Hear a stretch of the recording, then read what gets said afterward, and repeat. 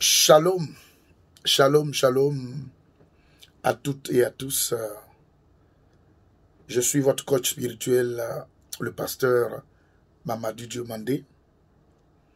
Chers frères et sœurs en Christ Jésus, chers amis, chers sympathisants, chers camarades en Christ Jésus et chers camarades dans la vie active. Que Dieu vous bénisse.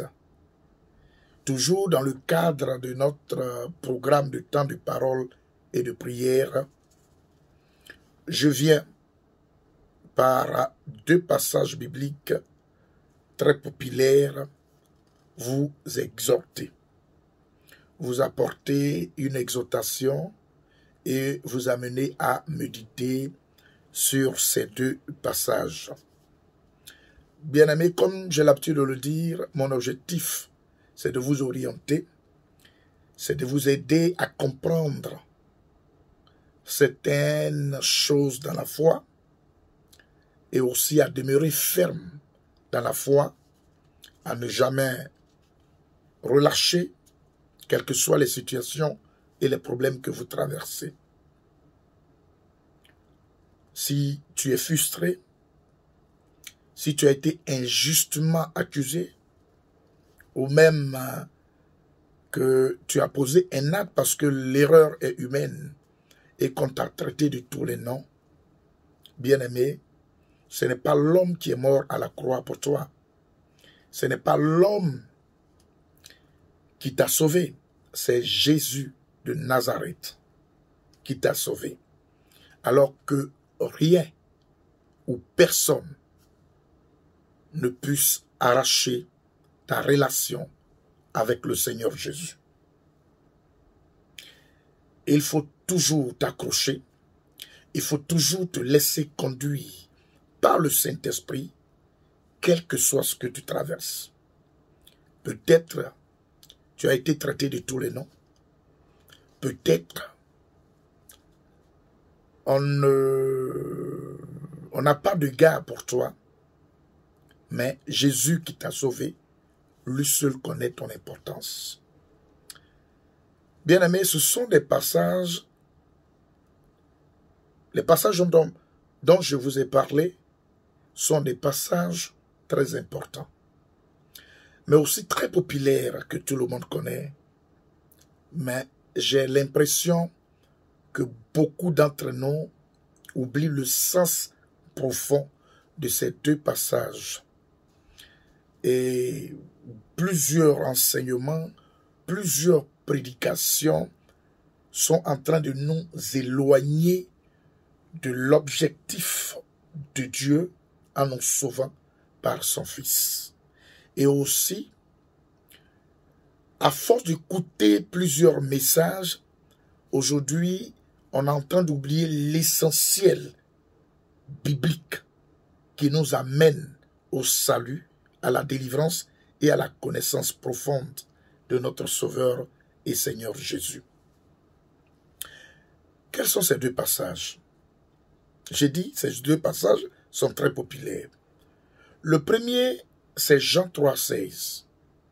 Il est écrit, et je lis, « Car Dieu a tant aimé le monde qu'il a donné son Fils unique, afin que quiconque croit en lui ne périsse point, mais qu'il ait la vie éternelle. »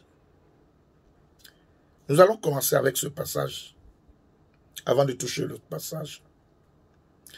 Bien-aimés, la Bible dit que Dieu a tant aimé le monde.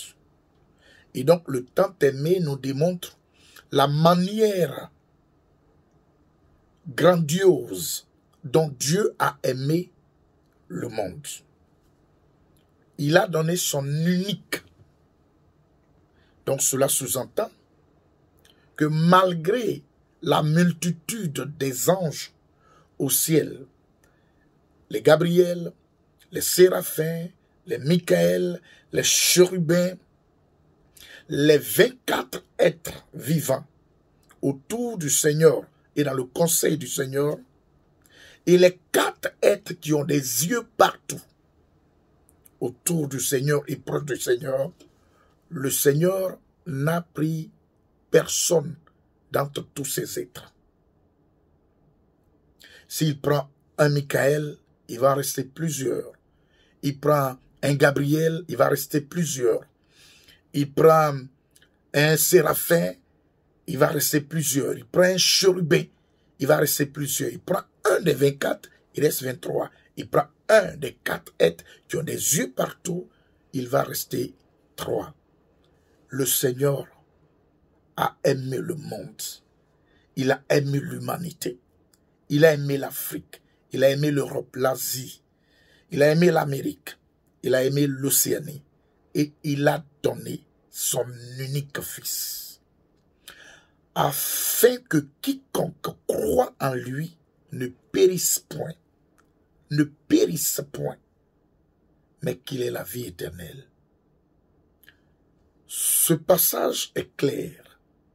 Notre croyance en Christ nous permet non seulement d'être réconciliés avec le Seigneur, le Dieu Tout-Puissant, Créateur du ciel et de la terre, Dieu le Père, mais aussi la croyance en Christ nous sort du danger. Notre croyance en Christ nous amène à une délivrance et à une liberté totale. Car lui-même a dit, si ma parole demeure en vous, vous êtes vraiment mes disciples, vous connaîtrez la vérité et la vérité vous affranchira. Et si donc le Fils vous affranchit, vous serez réellement libre. La Bible dit que Dieu a tant aimé le monde qu'il a donné son Fils, afin que quiconque croit en lui ne périsse point. Lorsqu'on dit qu'un chrétien est poursuivi par les liens familiaux, qu'un chrétien, il y a des autels qui peuvent crier contre lui et l'atteindre, lorsqu'on dit que lorsqu'on est converti, qu'on est en Christ, on n'est pas sorti de l'aubaine et qu'il y a encore un travail que nous devrons faire en appelant un archibishop ou bien un super oint pour nous délivrer totalement des liens familiaux. Cela sous-entend que ce passage n'a pas sa force et sa puissance. Ce passage n'a pas sa vigueur et en d'autres termes, ce passage ne peut pas impacter notre vie et donc si nous croyons en Christ, nous demeurons toujours condamnés. Bien-aimés, alors qu'il est écrit et noir sur du blanc, Dieu a tant aimé le monde qu'il a donné son Fils unique afin que quiconque croit en lui ne périsse point, mais qui ait la vie éternelle. Ça veut dire quoi? Si quelqu'un a les liens familiaux qui sont entraînés par les démons, cela veut dire qu'il périra parce qu'il y a la présence des démons en lui. Si quelqu'un, un autel dressé par les parents, crie contre lui et l'autel l'atteint, cela sous-entend que le salut de Christ n'est pas en lui. Parce que le salut d'abord est physique. La délivrance est physique. Pour que tu sois proclamé, bien-aimé, comme enfant de Dieu au ciel, il y a d'abord la délivrance physique sur terre. Ça veut dire que les démons qui étaient en toi autrefois, au moment où tu ne connaissais pas le Seigneur, ces démons-là, dès que tu as connu le Seigneur et que le Seigneur est en toi par la présence du Saint-Esprit, alors ces démons peuvent aller par violence en se manifestant ou ces démons peuvent aller d'eux-mêmes sans qu'il y ait un mouvement.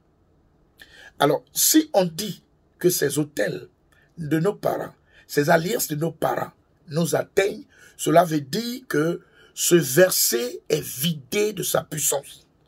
Cela veut dire que ce passage n'a pas sa force et son impact spirituel. Or, la Bible nous dit que Dieu a tellement aimé la manière, avec de manière, l'amour grandiose a poussé Dieu à donner son Fils unique afin que quiconque croit en lui, quiconque croit ne périsse point, mais qu'il ait la vie éternelle. Alors, bien-aimés,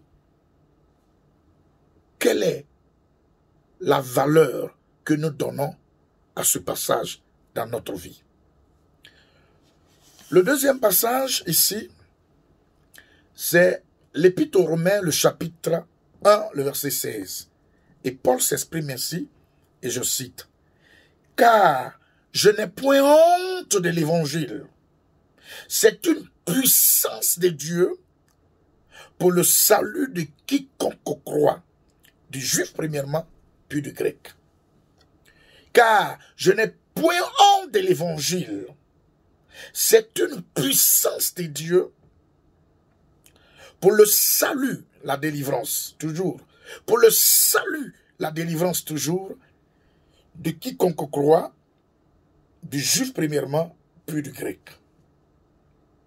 Paul dit, il n'a pas honte de l'évangile. Et l'évangile est une puissance. Et l'évangile, c'est qui? C'est Jésus. Et Jean 3,16 dit, Dieu a tellement aimé le monde qu'il a donné son Fils unique, l'évangile, Jésus, la bonne nouvelle. La bonne nouvelle, Jésus, l'évangile. Afin que quiconque croit en lui ne périsse point, mais qui ait la vie éternelle. Que faisons-nous de ce passage dont tout le monde est d'accord que ce passage soit le résumé de la Bible tout entière? Dieu a aimé, il m'a aimé, il t'a aimé et il a donné Jésus afin que si tu crois, tu ne périsses point. Si tu crois, les démons, les alliances, les liens familiaux et toutes ces puissances des ténèbres ne puissent pas t'amener à la péremption, à périr, à être détruit, mais que tu aies la vie éternelle. Bien-aimé, c'est parce que les démons nous fatiguaient, parce que le diable nous dominait, parce que nous étions assujettis par ce diable, par Satan, que le Seigneur, nous aimant parce que nous avons été créés à son image, a donné son Fils pour qu'il nous libère de l'emprise du diable. Et donc Jésus ne fait rien à moitié, bien-aimé. Jésus ne fait rien à moitié.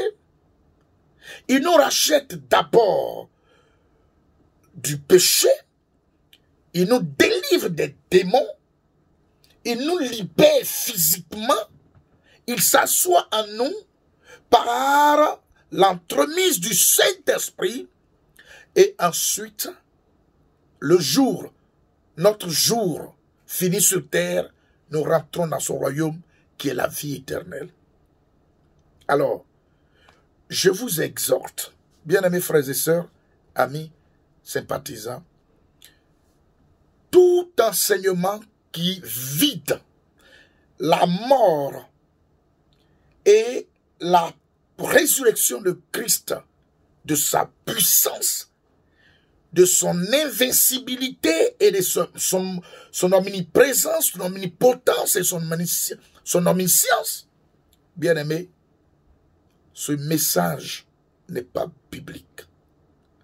Dieu est tout-puissant. Dieu connaît tout. Et Dieu est partout. Dès l'instant, il dit qu'il a envoyé Jésus, afin plutôt que quiconque croit en lui ne périsse point, mais qu'il ait la vie éternelle. Dieu n'est pas en train de raconter sa vie. C'est du vécu. C'est de la réalité. C'est de la vérité. Le problème, quel est l'état de ta foi? De ta foi. Quel est le niveau de ta foi? Et en qui crois-tu? Car la vraie foi en Jésus nous libère, nous délivre et nous rachète de tous les liens dont nous étions victimes.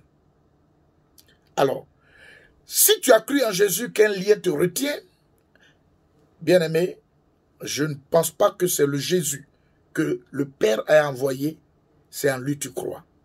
L'évangile est clair, c'est la bonne nouvelle. Et la bonne nouvelle libère, la bonne nouvelle délivre, la bonne nouvelle nous amène à être dans la joie, dans la paix, dans la sécurité spirituelle et physique. La bonne nouvelle nous amène à être des véritables enfants et de véritables fils et filles de Dieu. Et la bonne nouvelle nous amène à une liberté et une paix sereine. Que Dieu vous bénisse et que sa grâce repose sur votre tête et votre vie et votre être tout entier. J'ose croire que ce petit temps, vous m'avez compris. Soyez bénis. Shalom, shalom et shalom.